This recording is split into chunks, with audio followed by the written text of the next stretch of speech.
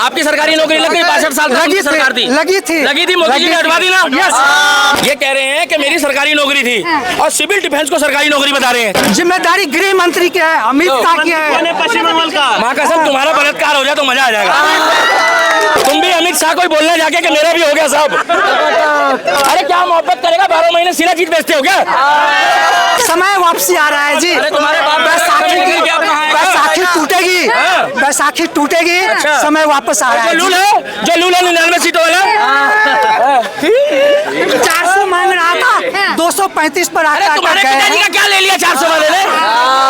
हमारे पिताजी का क्या लगा, आपको क्या ले लिया? अरे हमारे वाला तो फिर भी है बना तो अरे देश का प्रधानमंत्री कौन है भैया, एक बार सारे बता देना। सर क्या कहेंगे आप राहुल जी को जननायक कह रहे हैं? जननायक। क्या महिला को इंसाफ दिला पाएंगे जो कोलकाता में नहीं बोलता? बिल्कुल इंसाफ दिलाएंगे। वो युवाओं का, महिलाओं का, बेरोजगार का वो जननायक है, जननायक है। उन्होंने 240 सीटें लाई है, 35 की जरूरत है। उनकी सरकार आपकी सरकारी नौकरी क्यों नहीं लगी? आपकी सरकारी नौकरी लग गई 62 साल सरकार थी, लगी थी मोदी जी ने हटवा दी ना। सिविल डिफेंस मार्शल था, एलजी ने हटवा दिया। सरकारी नौकरी बता रहे हैं सिविल डिफेंस को, इसीलिए कह रहे हैं इंदिरा गांधी के राज में जो लोग पढ़े लिखे थे ना वो खाली ऐसे अंगूठा लगा के थप्पड़ लगवा रहे थे। एलजी ने हटवा दिया, मोदी ने हटवा दिया। एलजी दिल्ली के एलजी ने हटवा दिया, दिल्ली के एलजी ने हटवा दिया। सरकारी 16,000 बस 9 साल नौकरी करा था। सिविल डिफेंस सरकारी नौकरी होती है, पढ़ी लिखी तो आप ही हो। सिविल डिफेंस सरकारी नौकरी होती है। अरे हाँ या ना तो बता दो। वो कह रहे हैं मोदी जी आया और उन्होंने इसी को चिन्हित करा है। आप ही बोला यार खाली आदमी है, मोदी जी कौन है? मोदी जी खाली बैठे। मोदी जी ने जैसे देखा कि कट्टर कांग्रेसी, आप बात कर रहे हैं सुसाइड की, आप बात कर रहे हैं लव जिहाद की, आप बात कर रहे हैं बच्चे, उनके चेहरे की मुस्कुराहट बता रही है कि 12 साल की लड़कियों का रेप हो रहा है और वो हंस रहा है बंदा। बताओ इन्होंने कौन सा कानून लगा दिया? कानून तो हम कह रहे हैं कि योगी को उत्तर प्रदेश से हटा के भारत का प्रधानमंत्री बनाओ और 10 दिन के अंदर भारत का सुनहरा भविष्य देखो। हम तो कह रहे हैं और हम चौड़े होके कह रहे हैं, डंके की चोट पे कह रहे हैं, अगर ये बंदा गायब आ गया ये अंडरग्राउंड मेट्रो में घुस जाया करेगा जाके। मैं बताऊं क्यों? क्योंकि ये आरोप लगाने वाली गैंग है।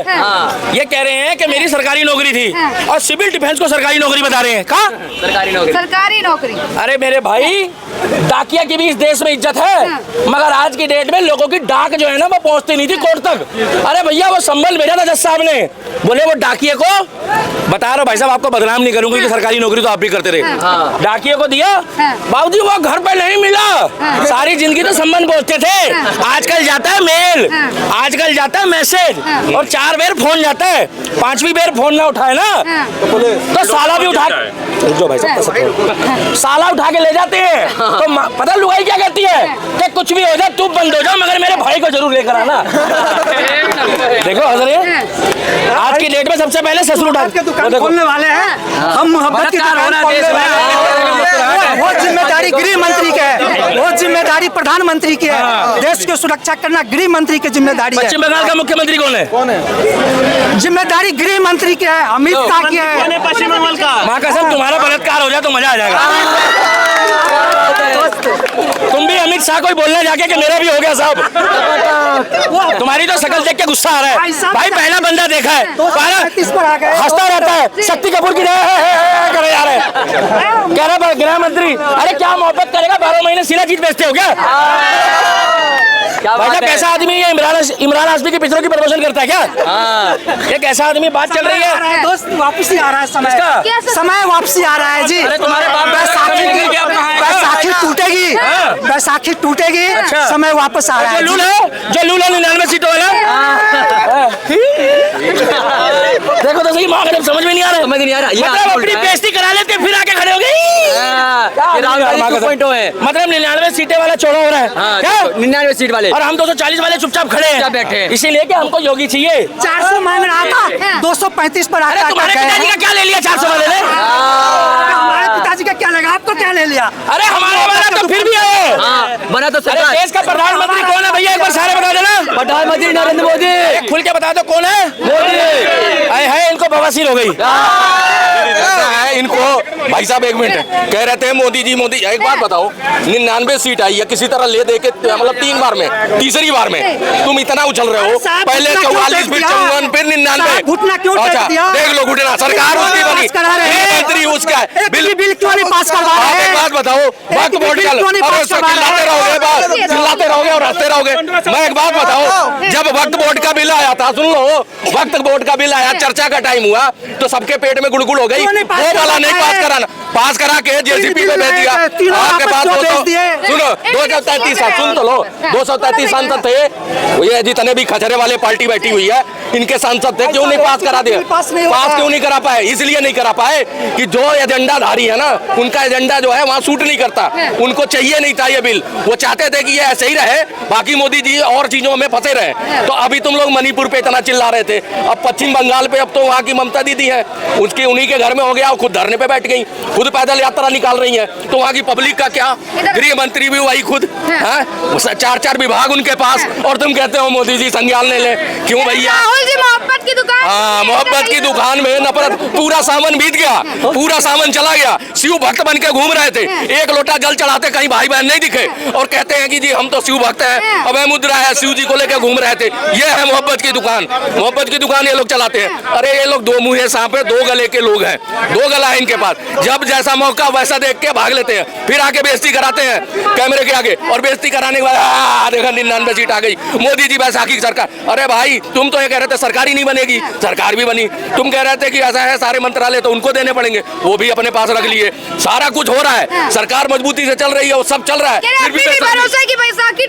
फिर भी बेशर्मी की तरह आके यहाँ हाँ कर रहे हैं और नहीं तो और ये नहीं सोच रहे हैं कि भैया 5 साल तो अभी हमारे पिताजी वही बैठे हैं वही ले दे के करेंगे अगला अभी उनका प्लान कहाँ का है और ये 50 चुनाव हार चुके हैं इनके मोहब्बत के दुकान के जो वो है गद्दावर युवा 54 साल के 50 चुनाव हार चुके हैं लेकिन बेशरम है ये लोग कि उनकी तरफदारी करने आ जाते हैं 2 चुनाव हार जाए कोई नेता उसको नहीं 2 चुनाव जीते हैं साल से रिकॉर्ड मतों से 2 जगह से रायबरेली वायनाड ये देखिए आइए मैं रायबरेली का उत्तर प्रदेश का मैं आपको बताता हूँ सुनिए पहले बोलिए अरे जीतने की बात करके लोकतंत्र कोई जीतता कोई हारता है रायबरेली की बात कर रहे हैं राहुल गांधी की हिम्मत है सुनिए राहुल गांधी की हिम्मत है रायबरेली की सारी रोडों में इतने बड़े बड़े गड्ढे हैं रायबरेली आते नहीं है केवल जीत के चले जाते हैं उनकी हिम्मत और रायबरेली है वहाँ जीरो रिपोर्टिंग देके वहाँ क्या क्या स्थिति है और बात करें जीतने की जीतने किस आधार पर मैं बताता हूँ 22% मुस्लिम है 27% ओबीसी है और 30% SC मिला के हैं तो उनका सब जोड़ देंगे तो क्या बन रहा है समीकरण क्या बन रहा है तो जीतने तो जीत ही जाएगी भाई जीतने से मतलब नहीं है वो तो परिवार सीट रही है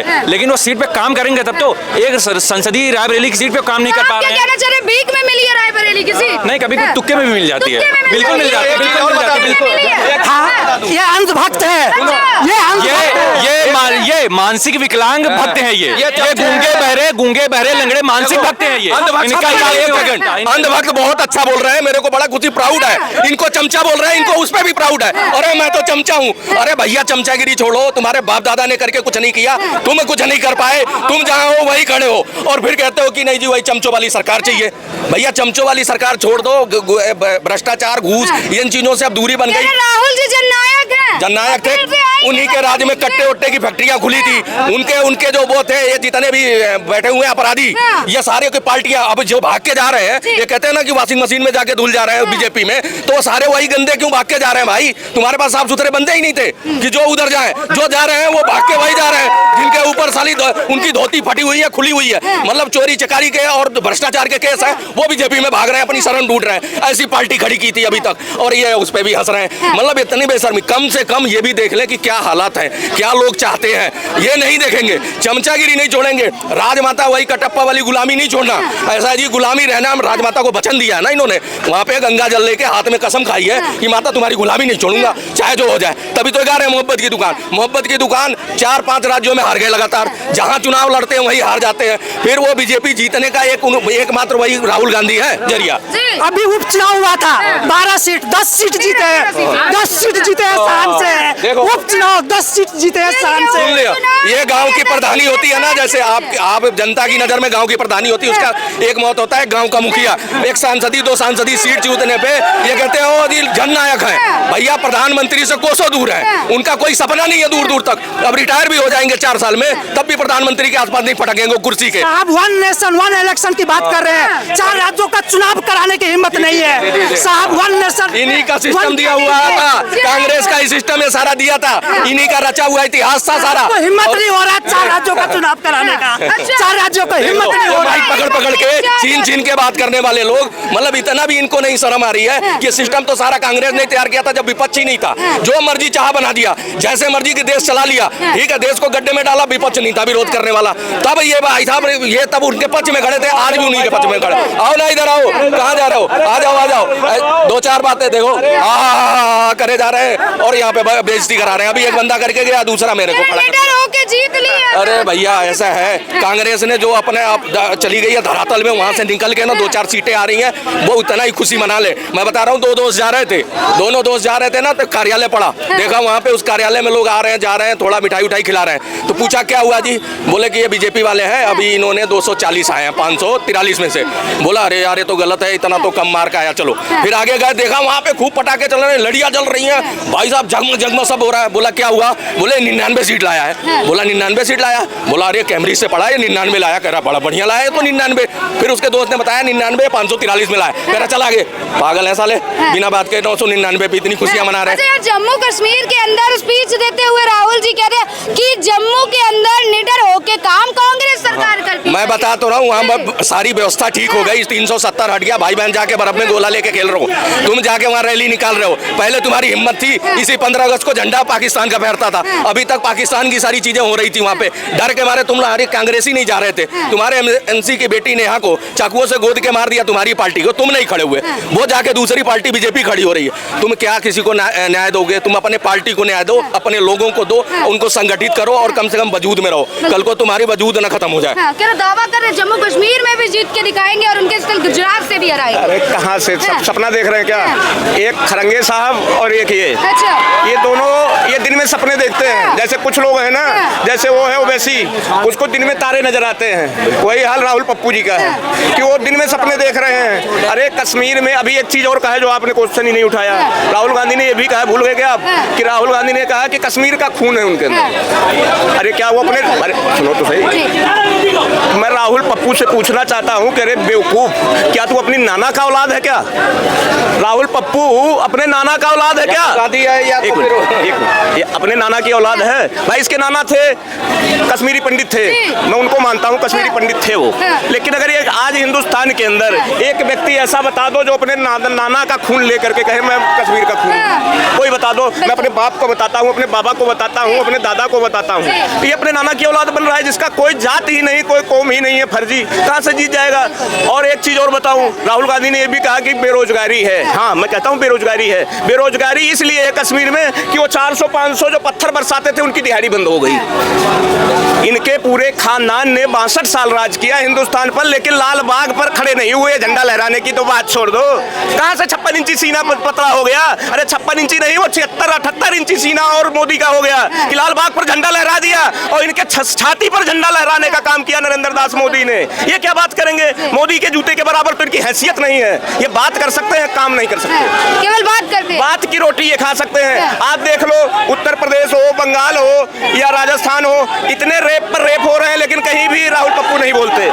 ठीक है, इनकी बहन भारत की बेटी कहने वाली, भारत की बेटी हूं मैं, लड़ सकती हूं, अब क्यों नहीं लड़ रही हो?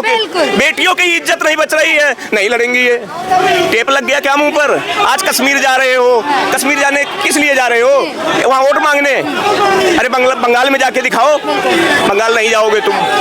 तो इनका पैसा ही वही है, कुछ नहीं है इनके पास में। मैं तो ये कहता हूँ कि अभी तक ये संसद भवन में पप्पू कहे जाते थे, मैं यहाँ से कहता हूँ कि ये पप्पू है, पप्पू ही रहेगा, बेवकूफ है, बेवकूफ ही रहेगा। हाँ, और ये पंडित नहीं है। विपक्ष का बड़ा चेहरा, एक बात, बड़ा चेहरा कहाँ से है? घटिया आदमी, घटिया सोच रखने वाला विपक्ष का चेहरा कहाँ से है? एक चीज चीज विपक्ष में बैठने, आप विपक्ष में वो बैठता है मालूम है कि कहीं गरीबी का मुद्दा उठाया हो, कहीं बेरोजगारी का मुद्दा उठाया हो। संसद भवन में बोली नहीं निकलती है। संसद भवन में हाँ तब ये टेबल जरूर बजाते हैं कि जब ओवैसी जैसे कुकर्मी फिलिस्तीन का नारा लगाते हैं लोकतंत्र के मंदिर में, हिंदू हिंसक बोलते हैं। तो ये इनका काम है, हिंदू को हिंसक बताते हैं, फर्जी जनेऊ पहन करके आते हैं। भाई तुम कहाँ से पंडित हो? ये रहा जनेऊ। जनेऊ ये दिखावटी नहीं होता, इसको दिल से लगा के रखते हैं हम हमेशा 24 आवर्स।